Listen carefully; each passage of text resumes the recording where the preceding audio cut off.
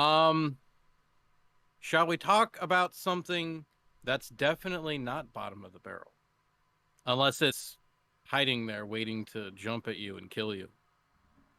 Are we talking about the white to pink semen that Mm, jumped mm. out of that jumped out of the sink at us? Yes, yes. Well, you've been referring to that all night, but Listen, after Ted fucked the sink, I got traumatized because I realized why it turned pink. oh, Those and stitches probably hurt worse. and if it was clogged like that. I mean, you saw how ferocious the plunging action was. Oh That yeah. I remember. What was it? Shit. The Tim and Eric bedtime stories where the fucking he like the whole town blew up because of the septic tank or some shit because he kept whacking off into the toilet. All right. I swear, last semen joke I'm gonna make tonight. When I was in undergrad, I only lived in the dorm my first year. Fifth week of school, I think it was, because it was right around my birthday. Signs went up in all of the showers, not just the men's. The women's on the other end of the hall too. Don't ask how I know that, but they had to put signs up that said, "Don't masturbate in the showers because it's clogging up the pipes and it's causing leaks on the floor below." Besides the fact that at first I laughed and then I was like, "Oh, wait a minute. We're on the fourth floor and there's 6 floors to this bitch." I was like, "How bad is it that happened? How bad was it? Did maintenance like come in and be like, "You're never going to see this coming, but But on. shh, the pipes are backed up." So we basically had the blob in my dorm, apparently, and it was Oh causing god. problems. So I was glad I got out of that shithole. Yeah. Yeah, I mean, the closest I'm sitting here trying to tie in like one of the scariest looking scenes that I've ever seen in real life that could maybe, oh God. What have I done? The only thing that I've ever seen in real life that like would fit in this movie if you just change the color of certain things was and I might have mentioned this maybe once before, but uh one of the worst things I ever saw the year or so that I worked at the gas station in Wilmington. Oh dear God. I had to clean that bathroom one day. I was pretty much Bob Saget. There's shit everywhere. Were you like, "I can't scrub enough to get clean"? Like it was one of those situations where like you walk like okay, you get told, "Hey, go hit up the bathroom." And you're like, "All right." And I've done this before. And it has good days and more worse days than good. But, Mm-hmm. I know I'm kind of like on a I know what to expect. Uh Right. however, this day there must have been like two or three truckers who all wanted to use the handicap stall. Uh and they were backed up and shit let loose. Cuz it was just awful. And I just remember walking back and I was about to say I ain't doing that. Hell no. But I looked and my manager, who was this very nice woman who stood up for me, and then the other cash register was like Mr. Rogers' fucking grandma, you know? And I'm just like, I'm gonna have to fucking do this. Because like you don't want to be the guy that made them do it. Especially if the head honcho comes Oh, you're fucked then. Yeah. in. Oh. So yeah. Oh no. I'm also watching Chad over here, Yes, and it's yes, like Sparrow. Very much every so. time we say something, Sparrow gets an oh no, and then a little bit more inflection gets added to it, and pretty soon it's gonna be like the Troll 2. Oh my Oh God. God! Oh no! I'm so sorry, Sparrow, and more. Ian, I'm so sorry because in my entire time living there, I never used a convenience store bathroom because in a college town, Jesus Christ, no. It was pretty rough, especially like when I had to work the 7 or 8 hour shifts. Um, and it's not like we got bathrooms in the back just for the employees. All right. So it's like that's what we got to work with. And that was kind of maybe the only benefit to working that third shift is because like you'd lock the doors and like you could like sanitize the whole bathroom. Ain't nobody gonna come in and mess it up. It's just yours for the night. The way you made that sound is you needed to napalm the whole thing, nuke it from orbit, sort of I deal. was smart. I was smart. Now, like I said, at 10 p.m. you lock the door and then it's like all through that little window bullshit. Um, I would use the women's room because that one. I'm not to say that I've not seen a fucking nasty ass woman's restroom. I have. I have. Those are usually at clubs though, like downtown, the nightclub. God forbid anybody have to clean that. But but no, yeah, it was pretty rough. But we're talking about all of these horrible, nasty things for a movie that's quite amazing.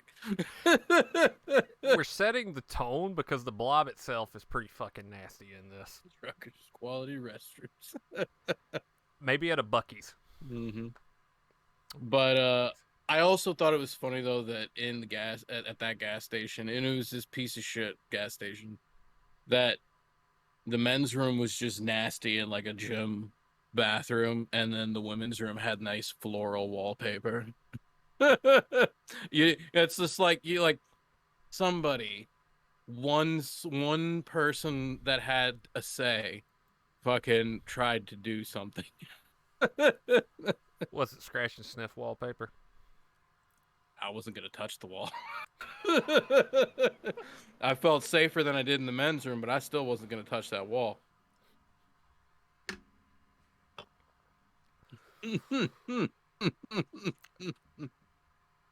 It took But it took so much effort to get that line out without just. but we of course that wallpaper has stories. It probably does. Um, we are talking tonight about 1988's The Blob, which I had mentioned. I've only seen this movie once, and I think it was like 10 or 11, and I didn't really remember a whole lot about it. All I remember is the guy on the date with Shawnee Smith getting his comeuppance in the fucking hospital. Yeah. Like I just remember that image, and of course I've seen so many documentaries just about horror movies in general, and inevitably they always talk about that movie. Mm-hmm. Um, but sitting down last night and today, just like watching it in awe from beginning to end. I mean, this thing to me impressed me on so many different levels. Like I liked all of the characters. There wasn't a single character that disappointed me.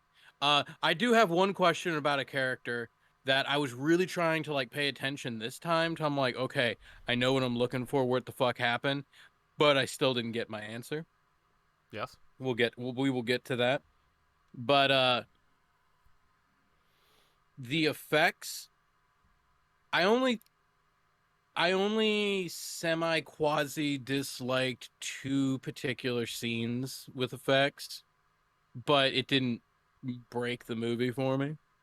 Uh and then just there are certain things that happen in certain scenes where I'm just like, this is such an obscure choice. Like I'm like this movie might have some form of intelligence that I'm going to have to watch many times to break down. But I couldn't have picked a more exciting movie to discuss tonight. So. For picking it on a whim, besides the fact that I'm very pro the Blob, both of them, the McQueen one and this one. I was just like, you pulled that out of your ass out of nowhere, and I am okay with this. Let's look at this closer because this is a one of the this is on the Mount Rushmore of remakes. It's up there with The Thing, Night of the Living Dead. There's one more I'm forgetting. That's actually good. And it's not Dawn of the Dead. I'm drawing a blank here. I'll get there eventually, but this is on that Mount Rushmore because this is taking the original and what made the original good, twisting it enough to the point where you can say it's derivative of the original, but it goes in a different direction that doesn't disrespect what made the original good.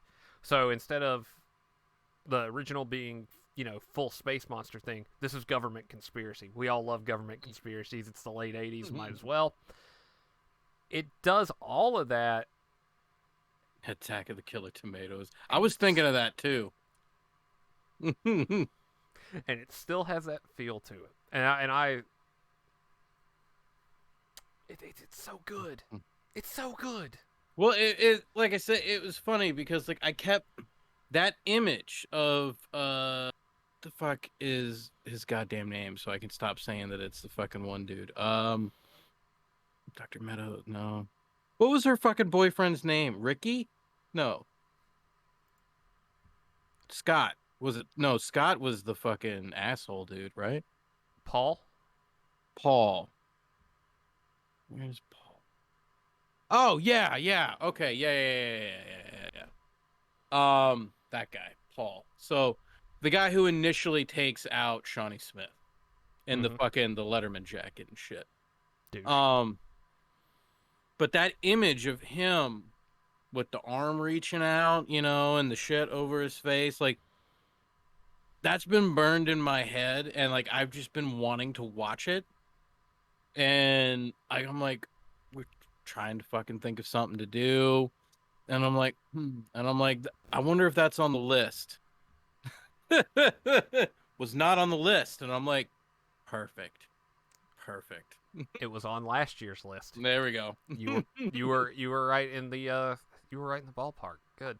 Which by the way, in 2 minutes, this year's list will go live. Oh shit.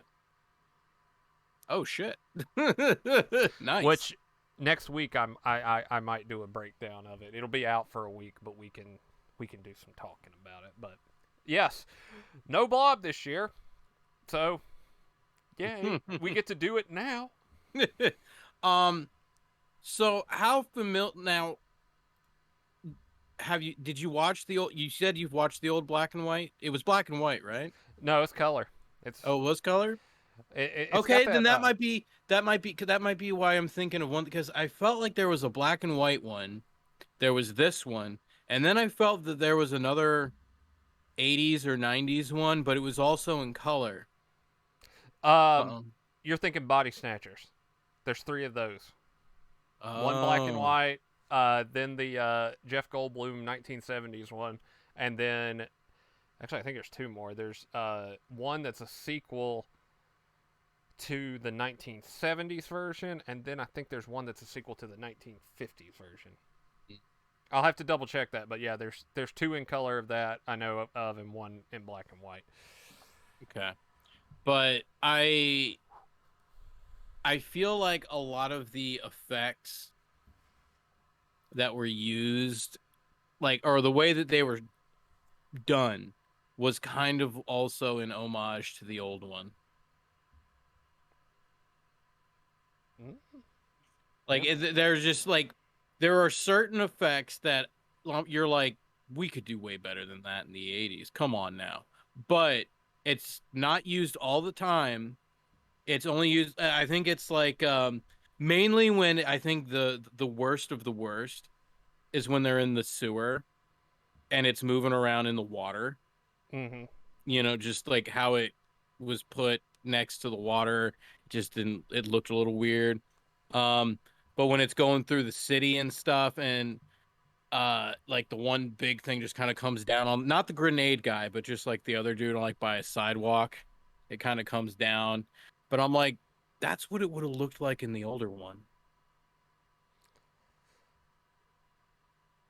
So I feel like they kind of like jumbled it up. They're like, let's do some cool 80s fucking like gory shit, but let's also do a little how it would have been in the old one.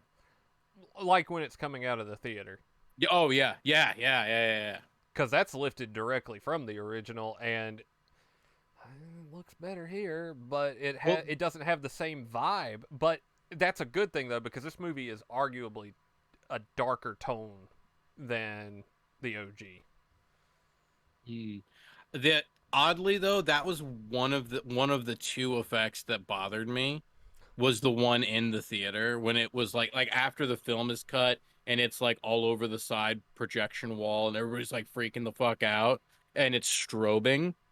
Like I I'm assuming that the strobing effect was used to cover up any possible imperfections that could have been seen in whatever process they were doing, but I think it looked just fine. I'm like, maybe if you just would have taken the strobing away, it would have been less annoying, but Was the strobe from the projector? yeah.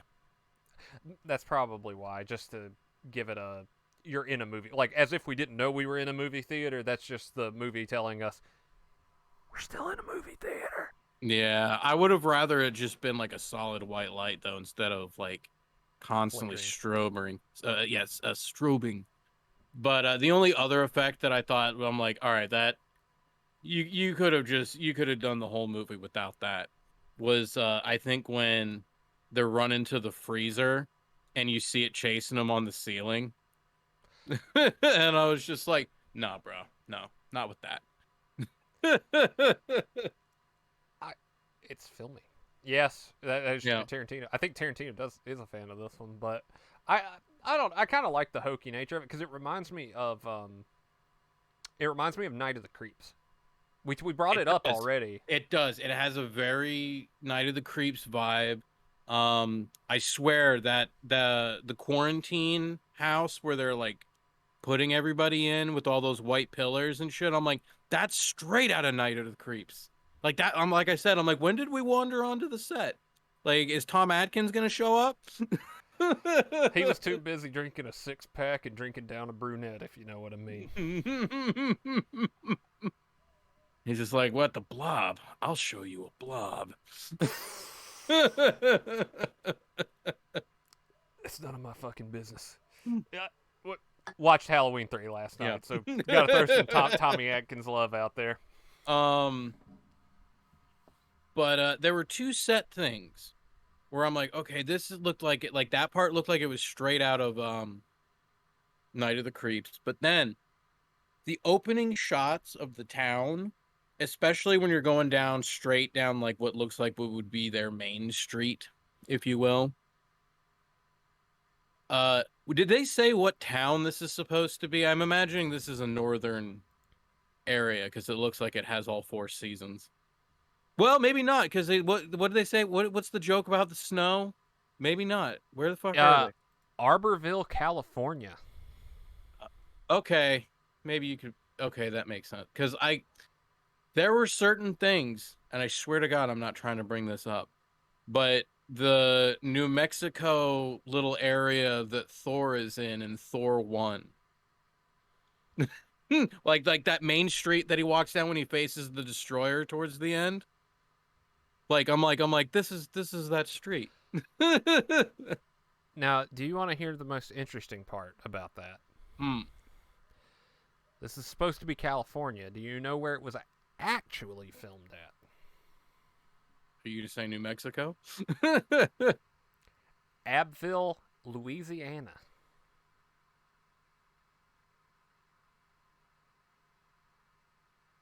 that I was gonna say, I'm like the broken down bridge area where he like fucks up and wipes out on his bike, and I'm like, that makes sense. But That was then like I'm Smokey and the Bandit. but then I started thinking about when the ET guys show up, and I'm like, no, that those look like those fucking Northern California, Washington State fucking big fucking trees though. And I'm like, you wouldn't see that in Louisiana. That's the craziest part of the Southeast, apparently, that you can. That's like Hellraiser 3 having Greensboro stand in for New York, except in this case, it actually fucking works. Oh, this is great. Due to the large amount of night shooting, the cast often slept during the day. On their days off, they watched videos at the hotel and ate crawfish. I'd probably do the same. Yeah, I was gonna say, what the fuck else are you gonna do? I've never even um, heard of Abville. now I think I might have solved something.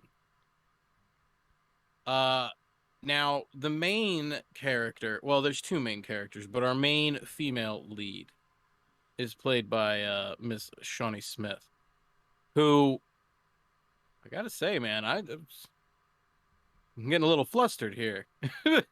I was quite You need a taken minute? by getting the clip. But no, I was quite taken by her. I'm like, this is really good. Um, and I've been sitting. I'm like, but it's weird because it's like I know who she is. I remember her from the fucking Saw movies, and I'm sitting here. I'm like, I feel like I've liked her my whole life, and I just can't place it. I was going down her filmography, and I fucking found it. In 1994, which I would have been 9 years old, she was in the miniseries for the Stephen King's The Stand, the '94 version, obviously. And I was just like, oh shit. I watched that shit when it aired originally on TV. Was she the temptress in the thing in the stand? She was Julie. I can't. It's been so long. I I'm looking at her filmography now, and I'm seeing Grand Theft Auto Vice City, which has come up in conversation today already as well. But also, right under that, I remember X the first time I saw her. Was it X-Files there? Firewalker X Files. I remember that creepy ass episode about the chest burster thing, and also Mm-hmm. Summer School with Mark Harmon. I remember that quite well Oh too. shit, NCIS in the house. See, it Um, always comes back around. That's America's #1 show. um, but I was quite taken by her performance, and just I'm like, man, in another life, I'd go back into the '80s and I'd ask her out. I'd be respectable. I'd be respectable. I, She looks like she's like maybe only like 30% wild and crazy, which is about like as high as I'd like to keep it. As I'm older, I prefer a little bit more stability. well, she's very stable now. She's an Orthodox Christian, so you don't get much more stable than that. I mean, with my upbringing, I could definitely keep up with conversation. It's just conversation I wouldn't really want to be having. I would go back to like '92, and I would ask Jennifer Connelly out. Yeah, that one. That Yeah. that's always been the crush, and I think that's Hmm. what you Hmm. gonna do. Um. Now, who else? Now, Kevin Dillon. Now, this is Matt Dillon's brother, right? Yeah, this is the more fun of the two. Okay, because I thoroughly, oddly enough, his last name is Flag. We were just talking about the stand. I Um, that freaked me out a little bit. or his character, his last name is Flag. So this is Randall's little brother Brian Flag. He's a lot nicer. Not a lot nicer, lot nicer. Still wears leather. Oh. Well, no, he had the jean shirt, I think, in the '94 one. Yeah, he did. He Yeah. he was Canadian Flag in that one. um, the skipping man. But dude was great. I like that they didn't use the badass. He was the badass with the heart of gold, but that not always saves you in a horror movie. I am glad that they really kind of like led you to believe it was going to be Paul and her, but then they did that quick fucking switch and they made Brian her boy. And I really like, it's like, all right, because he does. He's kind of got an attitude, but he's not a dick. Nope. He does what's right, even if he's not acting like particularly pleasant about it. Um, but he was good. The only thing that creeps me out is his fucking nose. His fucking Skeletor fucking nose. And I'm not trying to body shame, all right? I'm not trying to be one of them guys, but it is Don't do that. very distracting. It is it's a little off-putting, As the guy with no teeth. But you know what I mean? Like we recognize one another. You know what I'm saying? and that's fair. But my whole time watching, and I couldn't place it, and I remembered as we were sitting here. He is the character archetype of Emilio from Dangerous Minds, but not hammy. He is the badass who, deep down, actually just wants to be understood. you know, what kind of vibes I was getting from him was who was the dude from I felt like this was supposed to be a positive portrayal of what was his name? Roddy from Nightmare 1? Oh, the one that gets hung in the jail cell. Yeah, yeah. Yeah. I'm like, is this supposed to be like a positive version of him?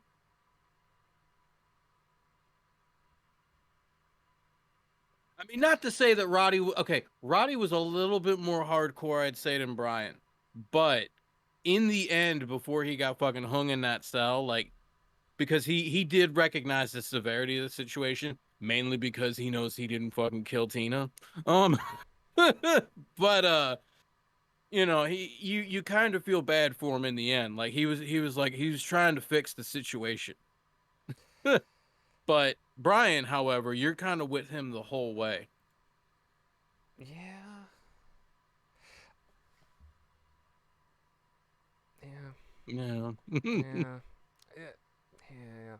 Now, another vibe that I got from this movie, and it kind of goes in with like some of the odd choices of like in a good like cool, like maybe I'm putting too much into it, like Let her but rip, dude. but there was parts of this movie that felt like I was making jokes about it, but the more I was watching it, I'm like, this is kind of like if you were to take a little bit of the thing and mix it heavily with Twin Peaks. Which is funny because there's a Twin Peaks connection in this. Oh, of course, yeah, the doctor. The doctor, yeah, he's in Twin Peaks. Um, but the diner kind of being like a central hub for a little bit. Um, and then there's just like these weird moments where I'm like, it's not full on Lynch weird because there's no little dude fucking kick stepping in the corner. It could have used it though. Could have used it. Um, but particularly I'm thinking of the scene when they get the homeless dude to the hospital and they run up to the receptionist and they're like, "This, we need to see a doctor who's hit by a car. He's got some sort of acid on his hand." And then she's just like, "You're gonna have to hold." And she's just like sitting there, just like fucking around, like on purpose, not talking to them. And they hold. They don't look around. They don't get angry. Most importantly, they don't get angry. They're just kind of like, they just stand there. And then she puts some files to the side and she's like, "What's the problem?" And then they say the thing again, and then he's just like, "Does he have insurance?" You know what I mean? I'm like, this is being played so awkward. It's just teetering on that awkward scale where you're like, something's quite off. Like either she's being a bitch, but not totally, or I'm like, or they're underreacting, but are they supposed to not do that? It. Oh God. All right. I can't believe I'm gonna say this. It is that is believable to a point because I think it became and I don't know why that became a trope, but why is it that in the hospital the receptionists are always like that in movies? Like I'm thinking Halloween 6. The Paul Rudd runs in with a baby in his hand and is like, I need help, this kid, and the nurse is like, you're gonna have to wait, and he's like, give me a damn doctor, and then she calls security on him like, he's got a fucking newborn in his hand, and it's very Yeah. clear it's not his, and there's something going on. I don't know why that became a trope, but here I buy it because we go back to that small town thing because every small town is near a small hospital. I know I am. I know Wilmington it had a bigger one, but in all of my time ever hearing about that hospital that's nearby here, that's the vibe I got off of it. Like Yeah. dying of gunshot wound, and you walk in and they're like, I've got to finish filing this. Please take a seat over there, and please don't get any blood on the furniture. I'll be right with you in a moment, kind of deal. Yeah. It's essentially like the walk-in clinic. Um, but I just thought it was so awkward, but like in that good way. And like even like the scene when the sheriff is flirting with the older waitress and like she writes like and she ends up writing like I get off at 11, on the bill. I'm like, this is so Twin Peaks cheesy. Like I said, I made the joke. I'm like, all they need is the fucking pie. He writes a note back to her that says, "And I get off at 11:02." Then, Yep. Bam. oh uh, God, but so here's my main question. All right. Well, let me not get ahead of myself. Let's kind of get into this. So the main action starts when the comet in question comes crashing down. And it's like I made a joke last night when we watched it, and I was like, the curse, they were like, we could have done this, but we didn't. And like that, I mean, I wasn't trying to jab on any movie, but the more I started thinking about it, I'm like, I think the Blob wins. Not, I still think the curse's effect was, I like it better because it was old school on purpose. But like mm-hmm. I was saying before, I felt that a lot of the shit that they did in the Blob, like, was an homage to the other ones. So they made up for it in other ways, in other scenes. So I take that back. But so I'm confused based on what, as much as I hate Dr. Meadows, I couldn't really follow half the shit they were saying. It was the only part of the movie that really lost me. And I'm like, Yeah. and I'm like, is this thing I mean, I know that like there was the pod thing, but I'm like, is this man-made or is this actually alien? It sounds like by the end of it, it's man-made. Yeah. Yeah. Okay, this was like Like biological warfare practice shit. Cold War, because 1988. Them damn Uh, commies. damn commies. uh, yeah, it's a Cold War biological weapon. It was Umbrella, the origin story. Mm. Mm. Yes. Yes. Ex- Oh shit. except I don't remember the T virus bukakiing anybody. Damn it. Why can't I? Vox is gonna kick my ass. Fucking every time. Uh, I always make a joke about the mansions and places from Resident Evil. And I was like, anytime we see a thing that like is somewhat like that, where you're like, oh shit, there's like a whole warehouse underneath this fucking place, Like anytime I see that, I always say, I'm like, is such and such name on the blueprint for the architecture? Oh, is Oswald Spencer on the But I think that's what architecture? because when he was playing Seven, I was just sitting there and I'm like, is that person's name somewhere by? And he's like, actually.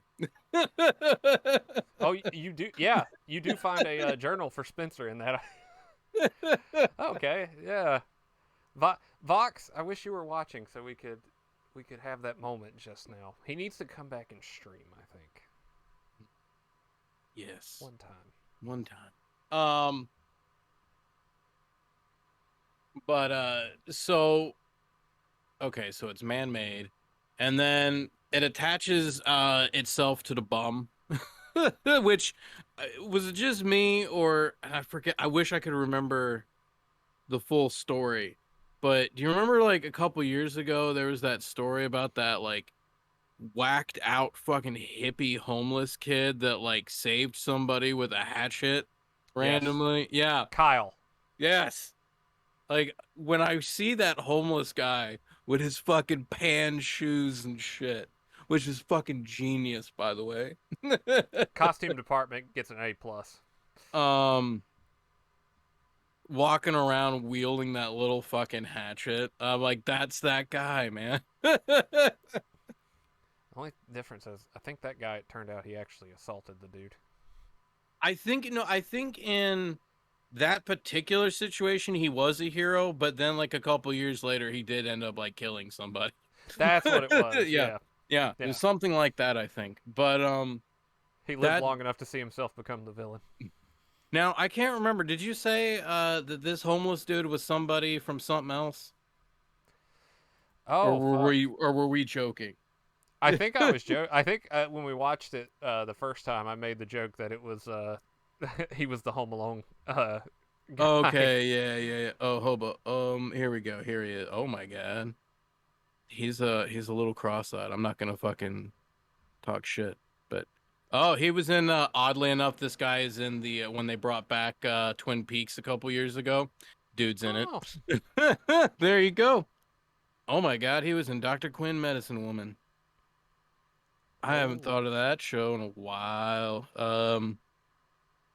Oh, I know who he is. Because he was in an episode of It's Always Sunny. I know who he is. Smokey. which episode of It's Always Sunny was he in? The gang buys a roller rink. I haven't watched that far in. Damn it. Mm. Okay, man, this dude's let's see, Miss He voiced Guild Wars too. he was the voice of Grandpa and Mr. Pickles. Nice. I think that's the one with the Adult Swim show with the killer dog, right? Yeah, yeah, it was. Holy shit! Well, what do you know? American Horror Story did a bunch of that. Wow. He was in Elvira, Mistress of the Dark. Oh shit. This dude's like royalty. Oh, He's no that's a testy, shame. but you know. That's Oh true. my, oh Oh my man, God, that he was in Wired to Kill. I hate that I'm very okay. So he was also in a movie that I no longer can admit to liking, mainly only because of the main actor in it. But he was in K-Pax, which was I liked that movie at the time. Um, but he was in so back in my day in high school when I was on a binge of watching soap operas, mainly watching Days of Our Lives. After Days of Our Lives, there would be another show called Passions. He did an episode of Passions. He was Warlock number two. Oh yeah, I remember that. Mhm. Man, and he did Deep Space Nine. Shit. All right. Anyway, he did a lot of shit. So you did a paper on it in college. Nice.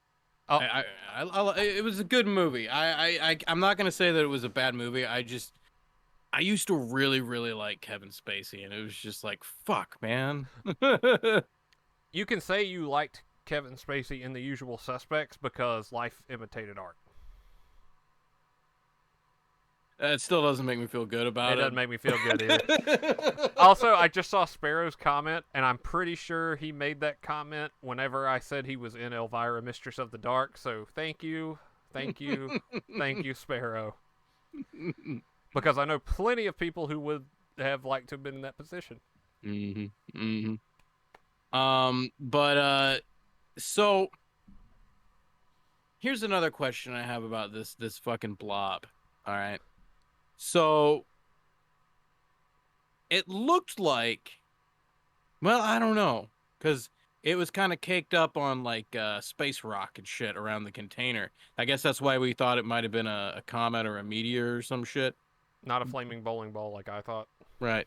But so did it start off as just that little fucking blob that he had on the stick before it attached itself to its hand? I think so, and then it started replicating Yeah, as it like got hotter. the more it ate, the fucking bigger it got. And that was my that's it's a physics fucking thing, but we're supposed to suspension of disbelief. That's true. Now one of the things that I like is that like you occasionally there's these scenes where uh you can kind of see through it, like you saw fucking Homeboys, like the one of the school rings in it, that he had the whole cigar box full of rings. He's, you're wearing my ring, babe. He's got rings for everybody. Fucking Ted. Well, fucking Ted. But also another odd trope because who actually does that other than people in movies like this? Oh, you mean like the whole fucking car bar thing and all that? Like the scumbag? Like no, I knew people like that. That was Oh, the okay. that was the thing. I mean, they did shit with the trunks of their cars that were ridiculous. I mean, obviously since we were in high school, it wasn't a fucking bar. But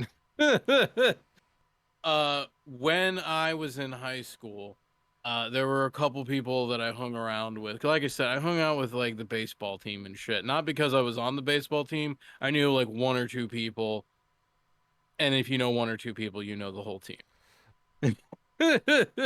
it's a classic golden ticket. If you were good with a couple of them, you probably were. No. Yeah. But some of them were very Ted like. Oh. Shout out to any Teds that are actually decent human beings. I'm not trying to throw all Teds under the bus, but that's kind of it fits. He looks like Ted, and he got a little bit farther than Ted, to be fair.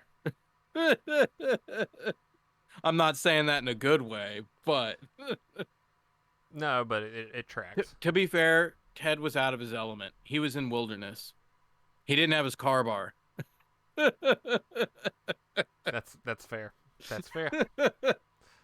um but no, like the thankfully none of the people I knew ever actually accomplished their conquests like that.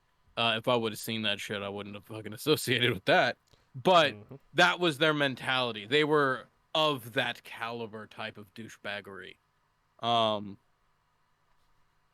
and like I'm just sitting there and I'm like, it's over exaggerated a tad in the movie, but at the same time I'm like, I know people like that. More You're within. important, more importantly, I knew them in high school, and now since we're all kind of approaching 40 and shit, like I know how where they are now, and I'm like, fucking tracks. You gotta love it when hmm when life works out that way sometimes. um, so let's talk about some of the interesting and cool kills in this fucking movie. Um, Yes. so there was like that's the thing that I think that was really cool about this movie is that what I'm almost positive. I'm going to guess just based off of the gore factor. Where would it be? Yeah, okay. Duh. I figured it was rated R, but there's no like heavy swearing. I'm not saying that it doesn't exist in the movie. It's there. but it's not like every other word. It ain't a fucking Quentin Tarantino movie dialogue by any No. means. Like I said, it reminded me of Twin Peaks more than anything. Um, there other than the kind of creepy shit that our fucking Ted does to the one chick in the car, but thankfully he gets his fucking karma immediately. Um, there's no over sexualization. Like there's no nude scenes. There's no like overly whorish character, you know? Like everybody's just kind of like I mean, the worst of the worst is Ted. And even the fucking minister, the father, the priest dude, he looks creepy, but in all honesty, like the whole movie, he looks like he's up to no fucking good. But really, if you just listen to everything he says, he's not really doing like he's just kind of odd looking. He doesn't get weird until like the last fucking like 3 minutes. You mean after he gets set on fire? Yeah, after he That has this his Two-Face moment. see, he's like that small town. See, here we go. It's back to the small. He's like that small town preacher that knows Armageddon's coming, and when when what he thinks it is shows up, that's when it gets a little weird. And I bought that about him. I didn't think he was like a red herring for any reason because it was pretty obvious at one point that this is a tinfoil hat. This is a government conspiracy. And him with the little teaser ending that they did with it with him with the extra a little bit of goop, purple goop. Now, I was like, is he a bad guy now? Like what happened I mean, getting set on fire is enough to probably turn Yeah. you into a villain. I get that. Awesome Sparrow stunt aside, getting set on fire probably would be my origin story. I mean, Like and I'm sure that he ties it into some sort of religious experience too, whether it be a good one or a bad one. But he saw the face of evil and he survived. Now he's charged with a mission. it's the start of an X Files episode. Oh yeah. Now, uh, something like I like it is crazy. I mean, like I said, he's odd looking even before the fire. He's a creepy Right. like he looks like the kind of guy that like is looking at them altar boys. That's all I'm saying. Like he gives that aura, but dialogue wise, he doesn't say or do anything. I mean, he's kind of intimidating in the pharmacy, but he's Yeah. but he's kind of just doing his job though. Like he doesn't say anything that would cross any lines. Is he a Catholic priest? It looks like it, yeah. Okay, that's why the condoms are a no then. Mm. Okay. Well, see, this was the thing too, and that I wish I could give credit when credit's due, but this is not my idea. But I cannot for the life of me remember what it was. I've seen so many people talk about this movie, and somebody said this, and I agree with it now that I've seen the whole thing in context. But at the same time, I think it would destroy what the character is if you give him this line of sleaze. But if you look at that pharmacy scene in and of itself, like don't do anything else with the movie, just that scene. At the end, when the kid walks off, like with the shit that he bought, and it's like somebody said that the perfect end to that scene should have been, then the priest turns around and asks for a pack of condoms himself, and then cut. Oh, that would be a town scandal. That would be hilarious in terms of the film, but like I said, I think he acts the way that he acts for a reason. Like he doesn't go crazy until he's set on fire. He doesn't do anything wrong. In fact, he tries to help. Like he goes to that the diner or whatever when it's all fucked up after he saw the thing go into the sewer. Yeah. Like he's trying to like. There's nothing bad about him until goes fucking crazy. And I think the biggest tell, uh, that he's crazy and gone to the dark side, if you will, is that they kept him a preacher, but they made him one of those fucking crazy ones out in a tent in the field. Those are the ones that are fucking nuts. Like I'm not saying you can't have an evil, in an actual ordained like an actual church and shit like that, but that's kind of like the dark, sophisticated evil. The ones in the sweaty ass sun in the fucking tent in the field, those are your fucking crazy wackaloons. It's the start of the X-Files episode. Yeah. Two of them, actually. And Oh, thank you for the follow. oh, Is it? Can I just call you Tim? shit. Welcome. But Take a seat. welcome. But I like that, and he's got the full on, like, he's got the shade block and the glasses there. I dig it. I dig it. Sorry, I dropped something here. I did. I like the eye patch. Mm-hmm. I thought that was an excellent touch on his character. Oh, there it is. On his character, and also he's the religious Snake Plissken. Now, did they make a sequel of this movie? So Because I I feel like wasn't there supposed to be some sort of continuation? Not saying that he would have been the main focus of the movie, but it would have started with what he had in his jar. Like, I feel like he was seen again at some point. wonder what he does with the cum jar. Oh, there I go again. I broke my promise. Um, there hasn't been a sequel to this one. There's a sequel to the original that's a horror comedy called Beware the Blob that came out in '72. This is actually supposed to be remade as of now, but it's fallen into developmental hell. Well, there for the longest time,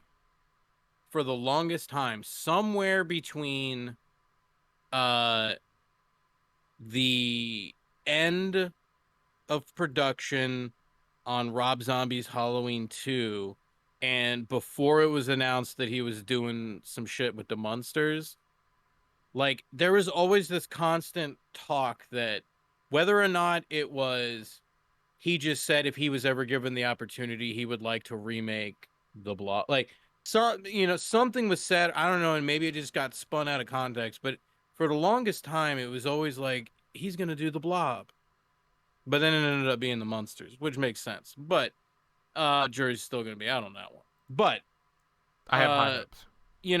when you see, and it's like I kind of wouldn't want him to do the Blob, and that's not a shot at him, but when you see the preacher at the end, and I'm like, oh, that's a fucking Rob Zombie character if I ever saw one. Right? It's like if they were to ever remake this movie, I'm like, all right, let's hire this person as the director, but Rob Zombie's solely in charge of the preacher. All right. I I'm gonna do it. I'm gonna do it. Because I had nice things to say about him and Eli Roth both, and I stand by what I said.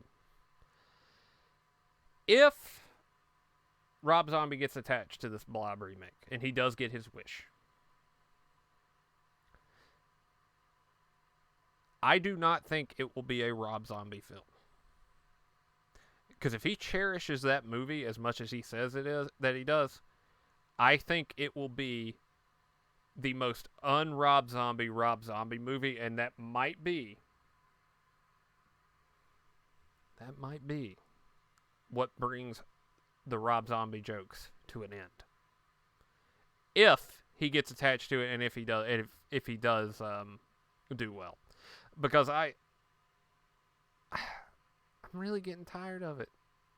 It's old. It is getting so old. They did the same thing with Eli Roth after Hostel 2 came out.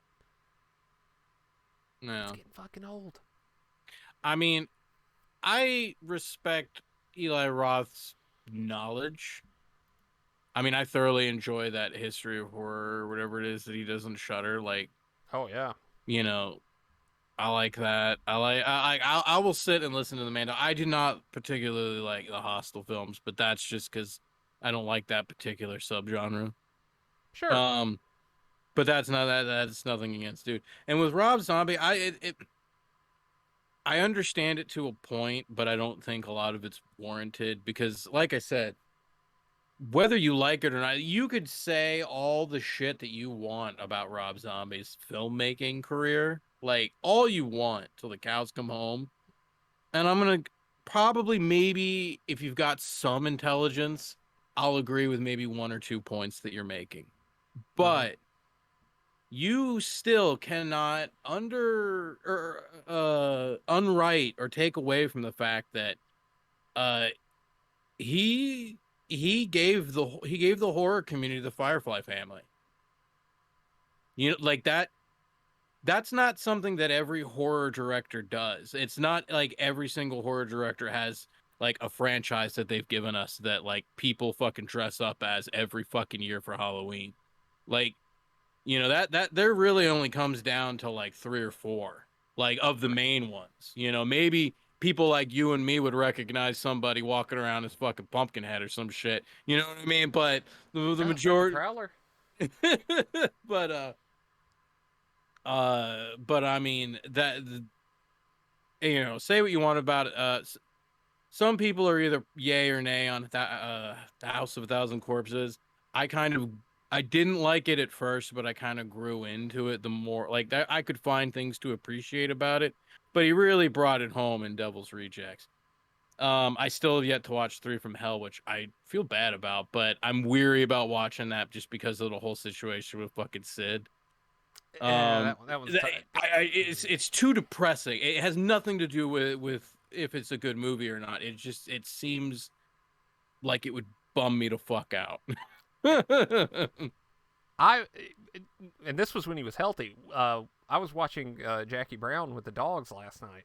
The Hmm. dogs being my actual dogs, not my friends, but my actual dogs. And he shows up as the judge in the beginning of the movie when Pam Grier gets arraigned after she Mm. gets off the plane. And it does hit you a little bit because you're like, man, Sid just seemed like a cool fucking dude. Yeah.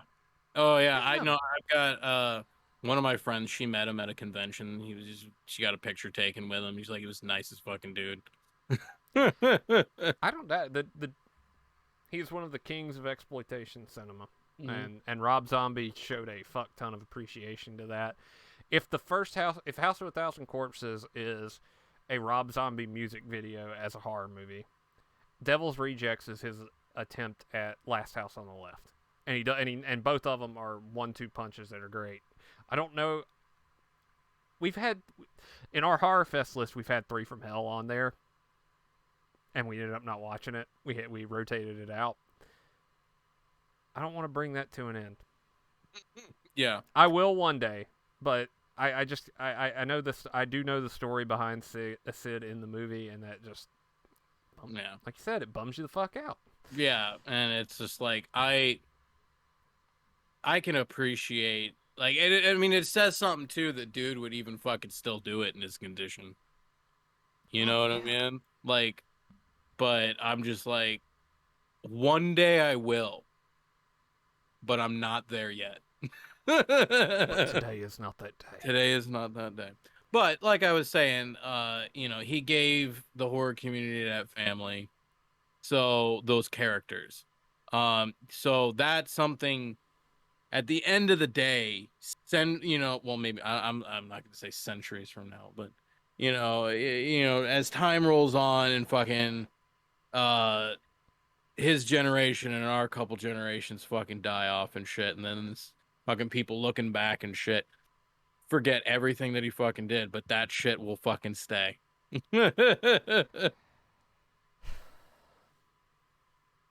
Just like fucking Myers and Freddy and Jason, that shit will stay. I'm thinking about what the horror community is going to be like in 50 years, I and am it's scaring me. I am slightly optimistic actually. Oh, Now, of course, uh there was a situation where that I was so sure something was going to happen and it didn't fucking happen. In fact, the opposite happened and I was very embarrassed. But no, like when 9/11 happened and fucking everybody was like all fucking the whole GW shit was going on and whatnot. I'm like, there's gonna be a resurgence in punk music. And I'm not saying that there wasn't some quality tunes that came out of that era, but I was like, it was nowhere near what I thought was gonna happen. And in fact, I'm like that's kind of like around the same time that all the emo stuff started kicking in, and I'm like, oh man. And it's like I almost thought like how they always say, I'm gonna go away from that. Never mind. I was gonna say something, but I'm like, it might be a little too touchy. I'm gonna go away from that. But um, I mean, during that time frame, though, the post. All right, so there are great events, and not great as in a positive matter. Great as in life the altering. magnitude, yeah. Yeah, and 9/11 is one of those where you have the pre 9/11 horror film and you have the post 9/11 horror film, and to go even a few years before that, you have the pre Columbine horror film and you have the post Columbine horror film. Scream 3 is a post Columbine horror film. It's Mm. toned down, it's neutered, um, where Scream 2 was not. It was slasher heaven. George Romero is one of the only directors I can think of besides Eli Roth at that time that did Hostel, and James Wan did Saw.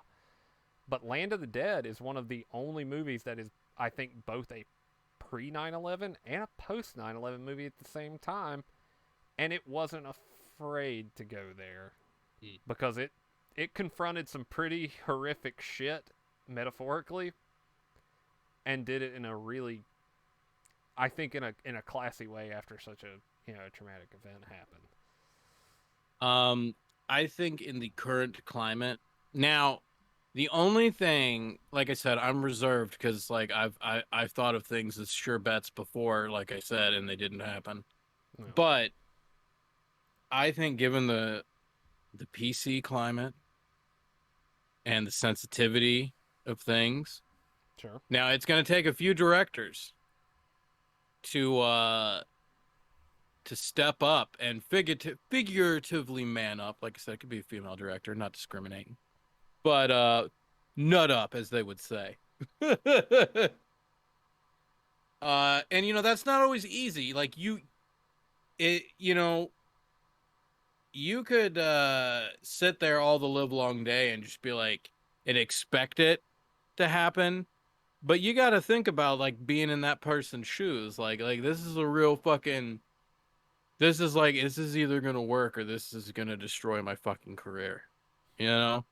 Um, and it's easy to sit on the sidelines and see what we would say or do. So like when shit doesn't happen, like it's easy to fucking point fingers and shit. But anyway, sure, um, but I think that if you have to do it smart.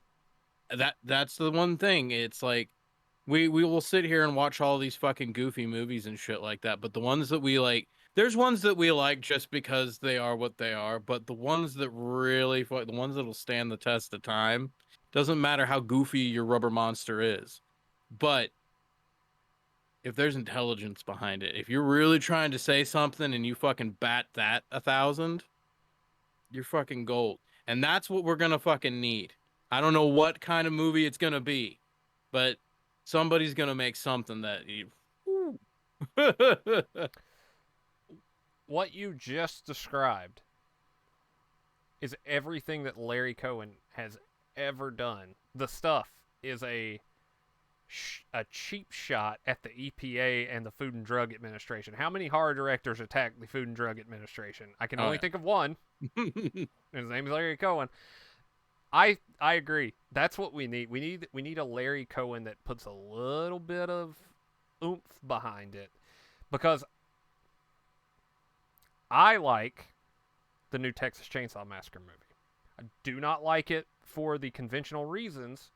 I like it because in this brand of horror, we aren't supposed to like any of the characters, and we are supposed to be rooting for Leatherface the whole time.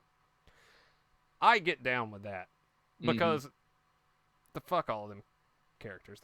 They were assholes, except for the one character who was perceived as an asshole the whole time and was actually a pretty decent dude. But that kind of thing, sure.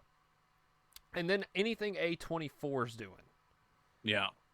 they're putting effort into it, but again, it's kind of being tainted. Oh God, here I go, attacking again. It's kind of being tainted by critics who were saying this very academic look at the movie, and or at any of the A24 movies, or like The Vitch, or whatever, where it's this artsy fartsy type of horror movie like The Exorcist was. And I think it's in an effort to bring it into the mainstream, which is a good thing in a way, but at the same time, if the substance that's behind it is too ham-fisted in, you're going to lose your audience with it, because they're going to be like, this is preachy, this isn't clever, it's moving away. I haven't seen X yet, but I hear good things about I it. kind of want to see that, that. Yeah, I haven't seen it yet either. I was glad. Well, we will see it soon. We will see it soon. I like the notion of there being a little bit of substance behind it. George Romero's another, like I mentioned before, his movies always have that kind of subtext to it, but there's something smart behind it that pushes us into the next realm. But we also have to counterbalance it with the stupid, overkill-y sort of thing, the Halloween Kills. I know it's divisive as shit, but I had a fun time watching it, and I'm not gonna dispute that. It seems like, and I'm not trying to glorify the 80s, because there was some shit in the late 70s and some shit in the early 90s that I think qualifies as this as well.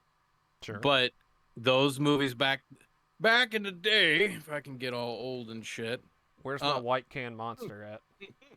Back in the day. But no,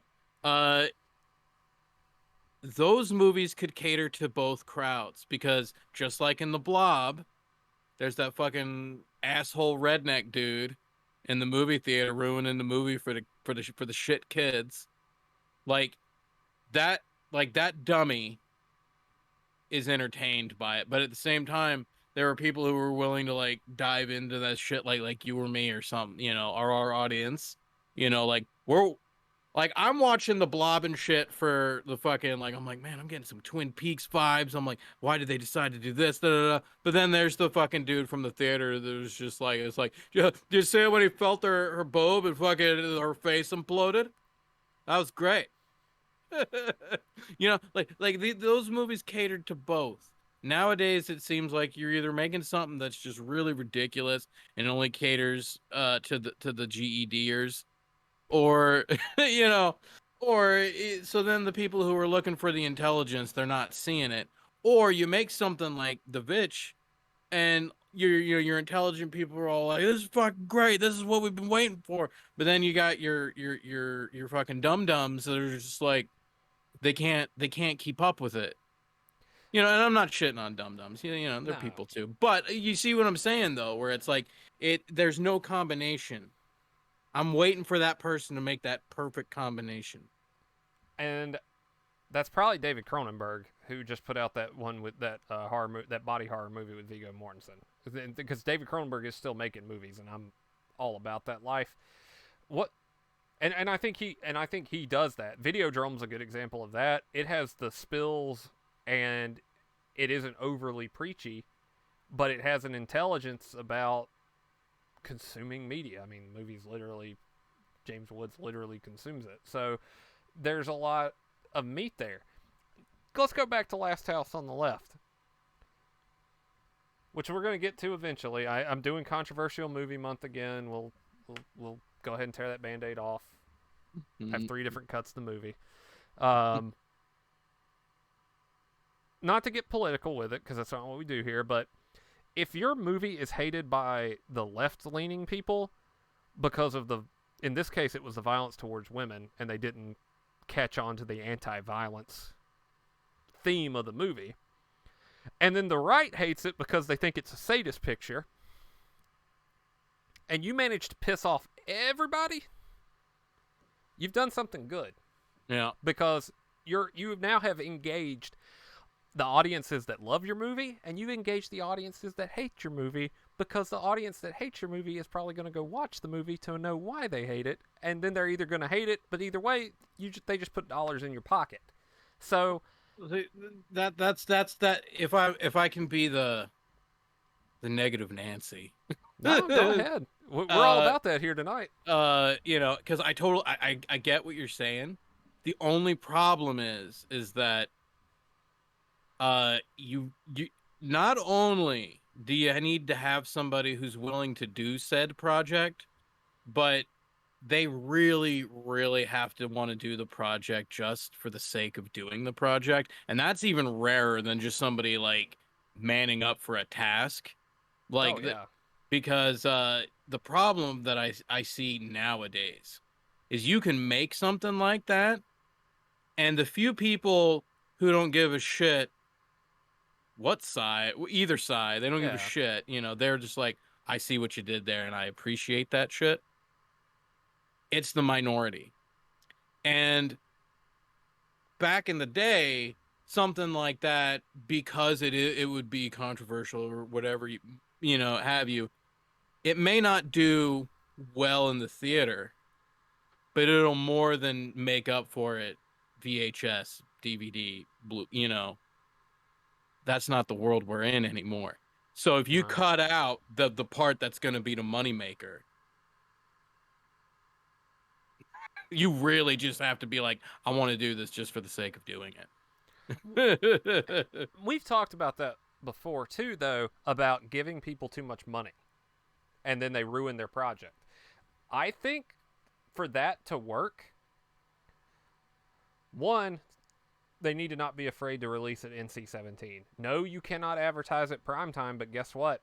Nobody fucking watches TV anymore. It's all streaming shit There are red band trailers on YouTube every every day. day. And you can garner up hype. That's what they're doing with this Marilyn Monroe movie. NC-17 never would get airtime, but your Netflix is putting out an NC-17 movie that's primary reason it is rated NC-17 is the amount of sex in the movie. Just like The Dreamers was back in 2007, I think it was. So we don't exactly live in a time where it's not out of the realm of possibility to get to that, I think. Mm-hmm. And it will just be a matter of which studio is going to take the chance on it, Bloomhouse, and is a streaming platform going to pick it up? Are you going to be able to do a limited theatrical run? Are you going to be able to do a drive-in run? Because thank you, COVID, you brought the drive-in back. And then are you going to get a director that's going to understand that kind of core concept?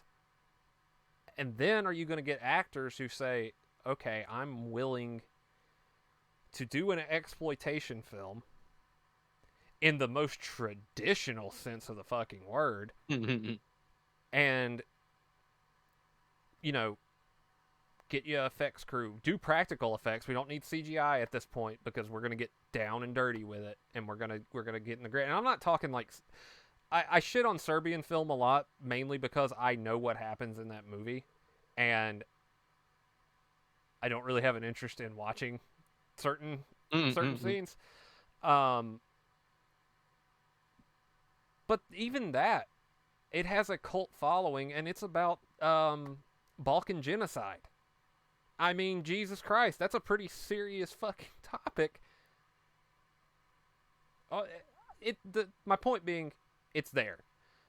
It's waiting for us.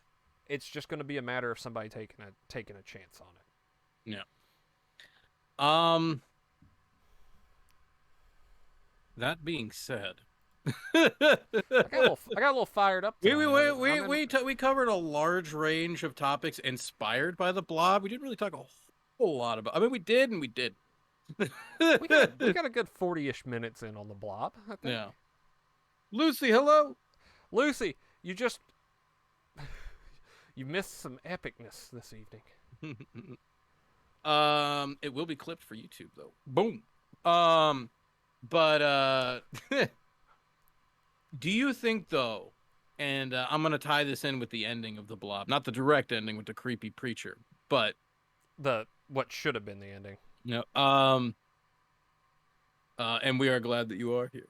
We are glad. Um, do you think that by the time that any of this will happen, like with like the future before, like I don't feel so much that the argument gets made nowadays because I think enough people know.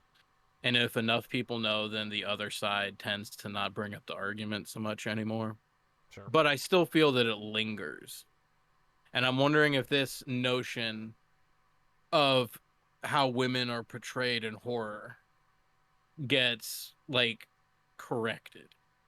I'm not saying that great things happen to women in horror, obviously, but more often than not, it's happening for a reason. And like I said, I feel that it empowers women more than anything.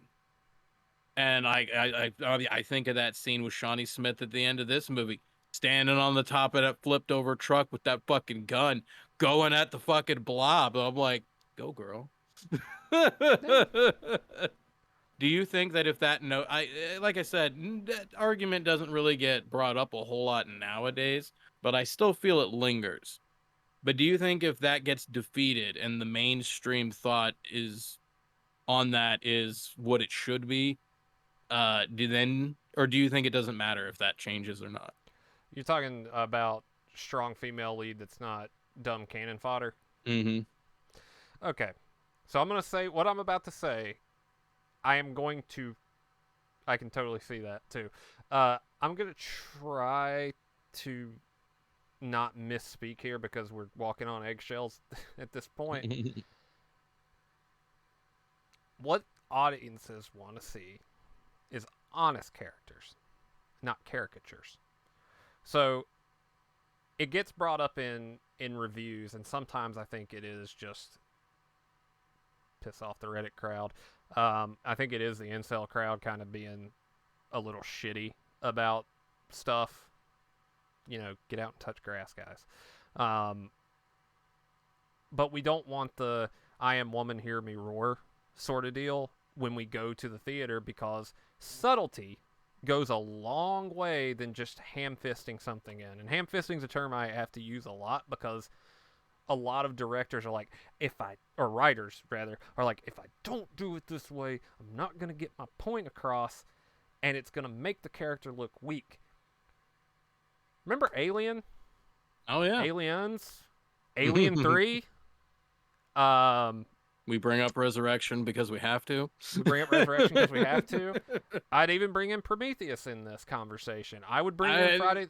Um, She could have ran to. She could have ran to the right, but regardless, or the left. or the left. There were two primary directions. Friday the 13th Part 2, Friday the 13th Part 3, Friday the 13th Part 5, Friday the 13th Part 7. Laurie Strode in the new ones, less so in the original two because she was kind of catatonic in the second one, but you have a strong female lead in a lot of stuff, and you have smart female characters. The Prowler, Jesus Christ. She wasn't even final girl. She was main character the whole fucking time. I mean, like, there's a lot of good, well-written female leads, like Shawnee Smith here in The Blob. I think instead of trying to prove a point every time you write something, write it natural and write it honest, and your audience is going to connect with you a whole lot more than. Remember when Ghostbusters 2016 came out and they said, "We don't give a shit what you think"? Well, the box office gave a shit what they thought, and that showed. Yeah. I think as an audience, we're in general just tired of trying to do something and people just not doing it. Charlize Theron, Mad Max Fury Road. Boom. What was it? Fantastic. I was just sitting there thinking, even too, with Shawnee Smith in this movie, like, I almost forgot, like, I noticed it both times, but I almost forget by the end of the movie. I'm like, oh, yeah, there's a very quick scene early on in the beginning of the movie. You're like, Oh yeah, she starts off as a cheerleader. Night of the Comet. I forgot. How did I forget about the one Yeah, we talked about already tonight? yeah. Yeah. She starts off as a cheerleader, but by the end of it, maybe just by hanging out with Brian for a night, by the end of it, she's standing on that truck with the fucking assault rifle. But I just go like, come on, So badass. I think I think I know what I'm trying to say. Now you put the words. Oh yeah, that'll Yeah. happen. Um, I think what you just said kind of sparked it in here. When you look at the characters and you're watching them, I think what you want as an audience is to not have to point out that they're female or male. Hmm. I think what you want to do is say that's a good character at the end of the day. I don't think you want to. I think whenever you have to start nitpicking the characterization and how they act and all of that, I think that's when you start to lose it. And You mentioned that, and I'm sitting here making well, it's not really a joke, but the whole thing about her starting off as a cheerleader. Something else that happened at the end of the movie that it was like, you're right. It's because I didn't notice it because it was just a good fucking movie. Was as much of a badass as Brian is at the end of the movie, she's the one rescuing him from the truck. Now, granted, she fucking slipped and fell, which was hilarious looking. But, like he wasn't standing on the truck going contra on the blob. She yeah, was. She was the one running around with the fire extinguisher. And he was just kind of like stuck in the seatbelt.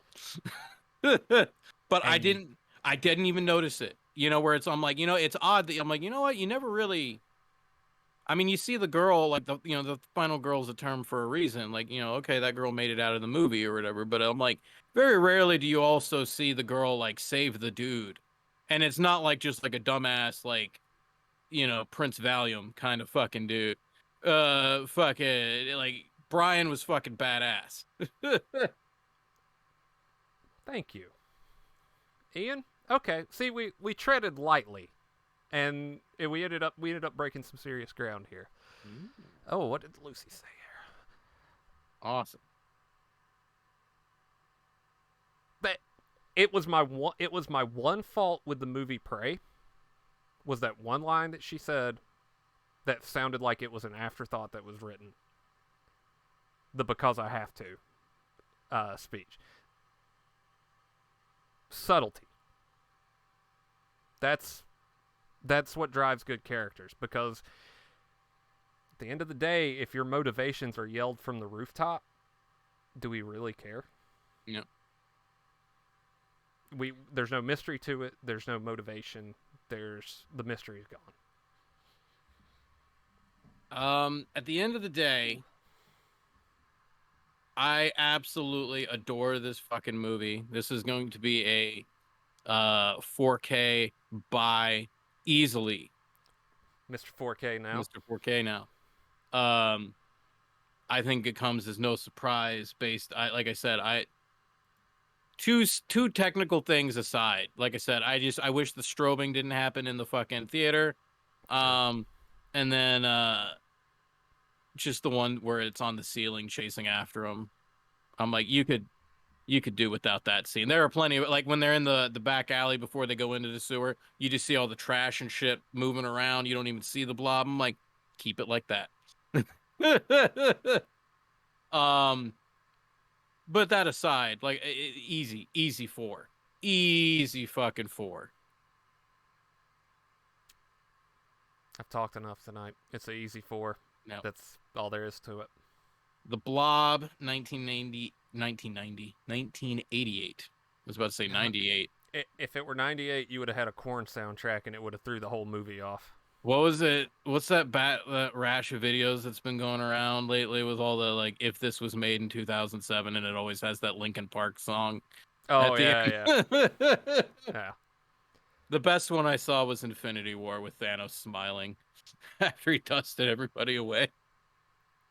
Oh, that I, was I, great. I rather enjoyed that one too. It was good. That was good.